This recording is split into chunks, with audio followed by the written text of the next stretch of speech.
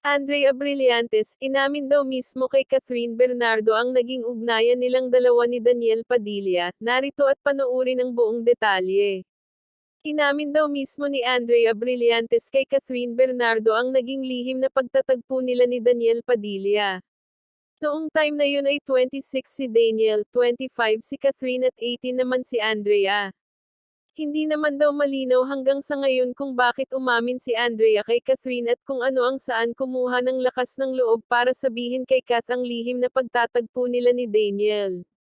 Nang magkita daw sina Catherine at Andrea ay isiniwalat at pinabasa daw nito ang mga unang palitan nila ng messages ni Daniel sa cellphone. Ipinakita ni daw Andrea lahat kay Kat ang landian nila ni Daniel sa text. Kasama raw sa pinabasa ni Andrea kay Catherine ang message ni Daniel na, ayusin mo yan. Ang nasabing text na ito ni Daniel ay sagot daw Daniel nang magsumbong si Andrea na may ibang nakaalam sa kanilang pagtatagpo, ilang araw matapos ang pagkikita nila sa bahay ng aktor. Si Seth Fedillan umano ang sinasabing nakaalam sa naging lihim na pagkikita nila Daniel at Andrea. Nasa cool-off stage daw sina Andrea at Seth nung panahong nagkita sina Daniel at Andrea dahil nga dito nauwi sa hiwalayan ang dalawa dahil sa nahuli daw ni Seth ang palitan ng messages ni na Andrea at Daniel. Mayroon daw resibo si Seth ng palitan ng mensahe, ayon sa PEP.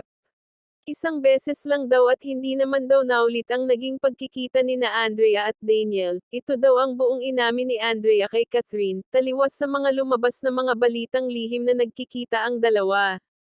Kaya dito na umano nawalan ng gana si Kat at siya na mismo daw ang nakipaghiwalay kay Daniel matapos aminin ni Andrea sa kanya ang lahat. Labis umanong nasaktan si Kat sa nangyari lalo na't first boyfriend niya si Daniel. Bukod sa nasira umanong tiwala, may iba pang naging isyu ang magkasintahan hanggang sa nagdesisyon si Catherine na tapusin na ang kailang 11 years na pagmamahalan. Mahal pa rin daw umano ni Catherine si Daniel ngunit ayaw na nito, dumating daw si Catherine sa puntong enough is enough na.